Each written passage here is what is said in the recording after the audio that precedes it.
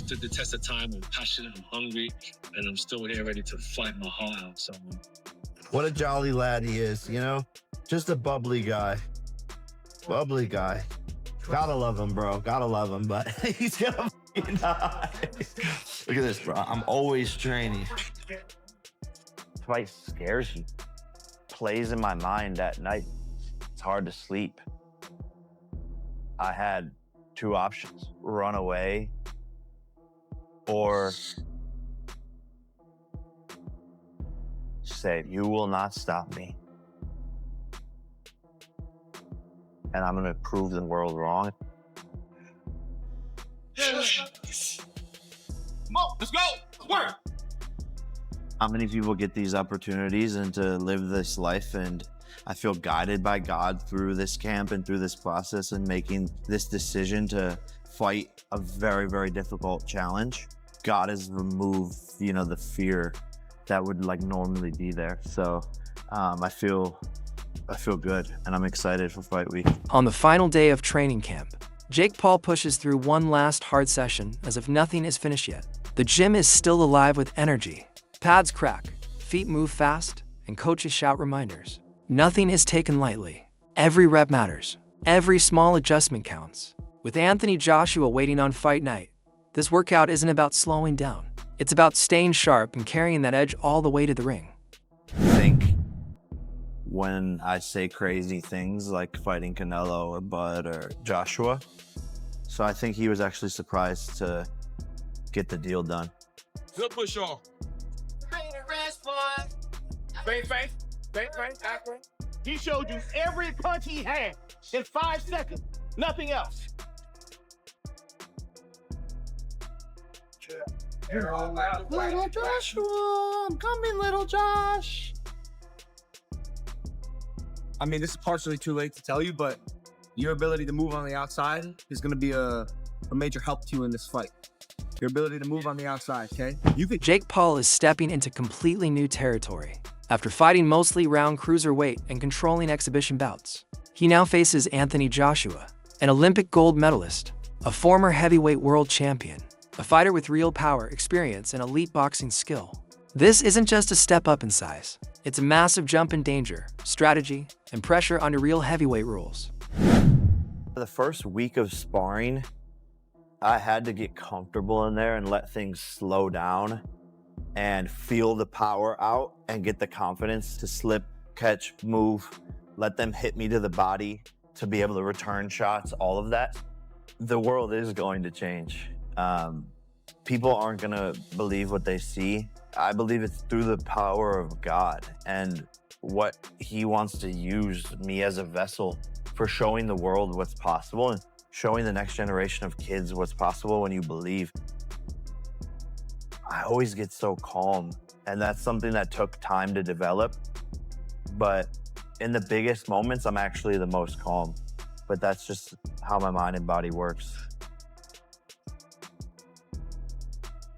Training in the heat of Puerto Rico, Paul has gone through one of the toughest camps of his life. He sparred elite heavyweights like Lawrence Okolie and Jared Anderson to prepare for Joshua's size and strength. His days are built around technical drills, footwork, and brutal conditioning, a mix of boxing fundamentals and heavyweight level endurance.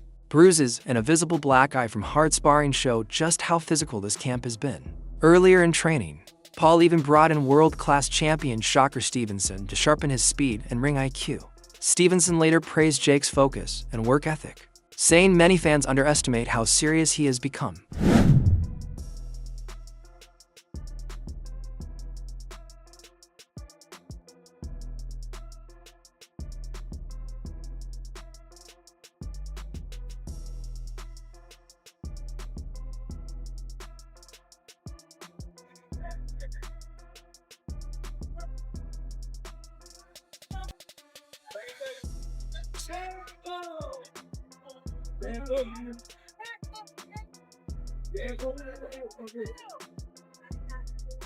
Slow down.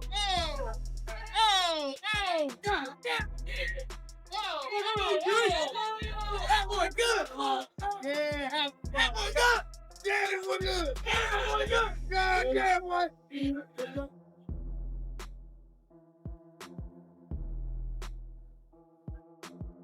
Same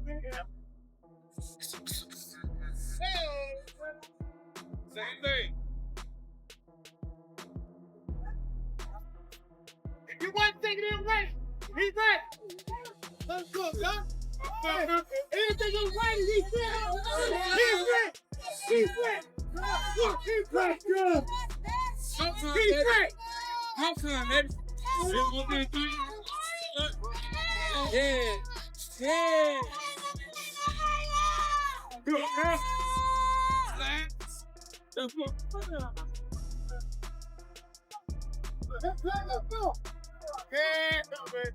Yeah, baby.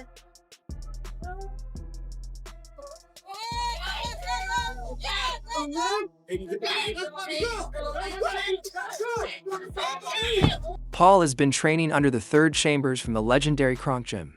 Chambers was hesitant at first, but agreed after seeing Jake's commitment and improvement. Under his guidance, Paul worked with top heavyweight sparring partners to simulate Joshua's pressure. Logan Paul has also played a role, offering strategic advice.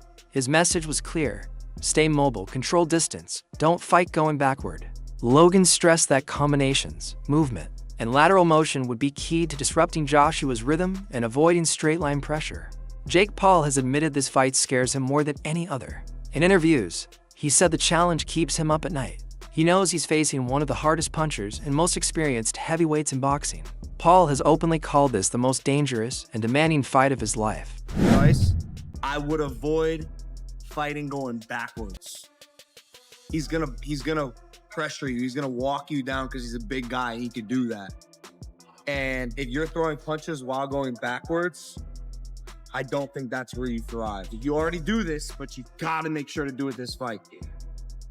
AJ struggles when people fight back, when they really fight back.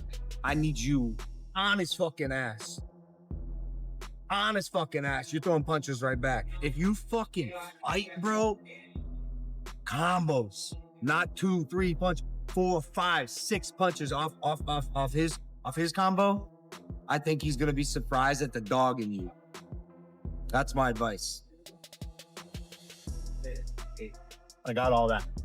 Oh, fuck yeah. Yeah. It's actually You ever sick. seen someone type a paragraph without looking? No, that was actually... It's perfect. He understands the odds are stacked against him, but insists that fear won't stop him from proving he belongs. Anthony Joshua, meanwhile, is fully locked in. With only days left before the fight in Miami, the former two-time heavyweight champion says he's approaching this bout with focus and discipline. After his knockout loss to Daniel Dubois, Joshua took time away to reset both mentally and physically. He insists this isn't about easy money. It's about precision, preparation, and showing his best version under the lights. When the lights come on in Miami, he had a great breakfast, real healthy breakfast. And then for lunch, he had pizza. We just made a quick pivot, went from cutting to making sure he's getting a surplus of calories every day. We're only able to put a certain amount of weight on him that's going to be, healthy weight. So we're putting around, 6 pounds of lean muscle on him.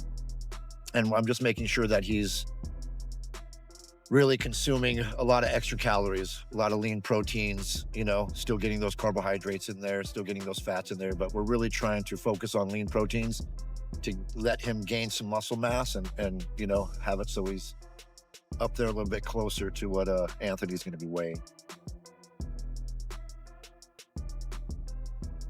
So maybe it's not bad. It's not bad. This shit, they literally burned me at this shit. Too hot. Here. It's always a bonus when you're working with a fighter who's used to cutting weight and then they don't have to cut. They're always going to be in a better mood. They always know when they wake up, they're going to have a nice big breakfast, amazing lunch. And since we're not cutting, I'm able to make him more of the items that he likes. I can use a little bit of heavy cream and a little more butter and things, so I'm able to, cook more of a regular style of cooking that he likes instead of having to restrict certain things for him, But I think he's going to be on point. I think he's going to be conditioned. I think he's going to have the knowledge from Third and Jay Leon, and I think those guys are really going to make sure that his boxing's on point. And then I know Coach Larry Wade is going to make sure that his conditioning is on point with things like that. So kind of step away from that worry, and I just put my faith in the process, and I think he's going to be fine. I think. Excuses disappear. Only preparation, heart, and courage remain. One man will shock the world. The other will reassert his dominance. So the question is simple. Does Jake Paul pull off the impossible? Or does Anthony Joshua remind everyone why he ruled the heavyweight division? Drop your prediction in the comments. If you enjoyed this breakdown, make sure to like, subscribe, and turn on notifications so you don't miss what's next. We'll see you after the fight.